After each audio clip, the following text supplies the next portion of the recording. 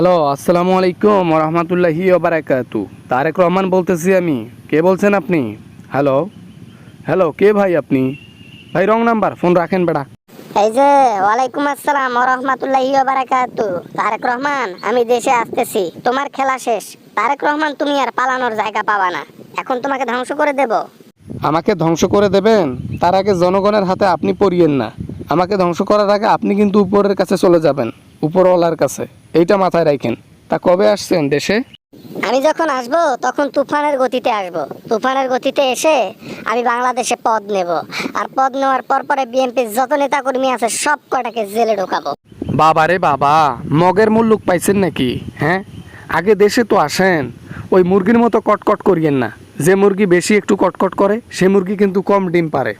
আওয়ামী লীগকে আরেকবার দাঁড় হতে দাও, একবার ক্ষমতাটা পাইতে দাও, তারপর দেখবা তোমরা পালানোর জন্য জায়গা খুঁজে পাবা না।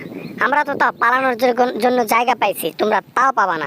এইবার তুমি আসো, অনেকবার পালানোর সুযোগ পাইছো, এইবার পালানোরও সুযোগ দেব না। জেলের মধ্যে ঢুকাইয়া দায়রে কই যে যেটা রায় হয়েছে সেটা বাস্তবায়ন করব, তাও আবার জনগণের সামনে। এত জনগণ জনগণ কইরো না। জনগণ আমার একটা চুলও ছিঁড়তে পারবে না। জনগণ কি করতে পারবে? জাস্ট আন্দোলন ছাড়া কিছু করতে পারবে না। আমি দেশের মধ্যে থাকলে জনগণ সব লেজ গুটে পালাতো। এই কথাটার উল্টো হবে। জনগণের ডরে আপনি লেজ গুটিয়ে পালিয়ে গেছেন, তাও আবার ইন্ডিয়াতে, দিল্লির মতো জায়গাতে, যেখানে মানুষ একটা বউ ছাড়া থাকে সেখানে গিয়ে রয়েছেন। হা হা হা। আরে বেটা, আমাকে অপমান করে কথা বলিস না। তোকে যদিও একটু ছাড় দিতাম, এখন কিন্তু ছাড় দেব না।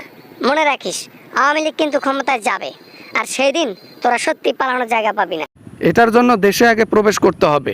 দেশে প্রবেশ করেন, তারপরে কথা হবে সামনাসামনি। ওই দিল্লিতে বসে থেকে ওই লম্বরগিন্নি 10,000 কিনা যায়, কিন্তু বাস্তবে নয়। আমি বাস্তব কথা বলি। এর আগে এমন কোনো কথা বলি নাই যেটার আমি উলট পালট করেছি। আমি যা বলি তা আমি করি।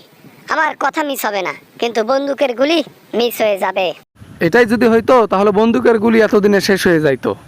এত কথা বলেন আপনি, আর কথা পেছান আপনি। কতবার আসতেছেন না। মিথ্যা কথার একটা লিমিট থাকে বাবা। আমাকে জেলে ঢোকানোর জন্য খুব শখ, তাই না? জেলে ঢোকালে তুমি শান্তি পাবা। ওই যে তোমার মাকে ঢোকাইছিলাম, তোমার সবাইকে ঢোকাইছিলাম, তোমাকে দেশ ছাড়া করেছিলাম, ওটা রিভেঞ্জ নিবা? কেন, ইতিহাস শুনলে কি তোমার ডরায় নাকি মন? হ্যাঁ, ডরাইলে আসার দরকার নেই। আর যদি না ডরে আর সাহস দেখাইতে পারো, তাহলে দেশে এসে মোকাবেলা করিও। রায় ঘোষিত হয়েছে। কিসের একটা রায় দিছে হাইকোর্ট থেকে, 5টা আমার ফাঁসির অর্ডার দিছে, আর সেই রায় নিয়ে পড়ে আছে। ওরকম অর্ডার রায় বহু চলে গেছে, আসেছে। ফোনটা রাখলাম, পরে কথা হবে।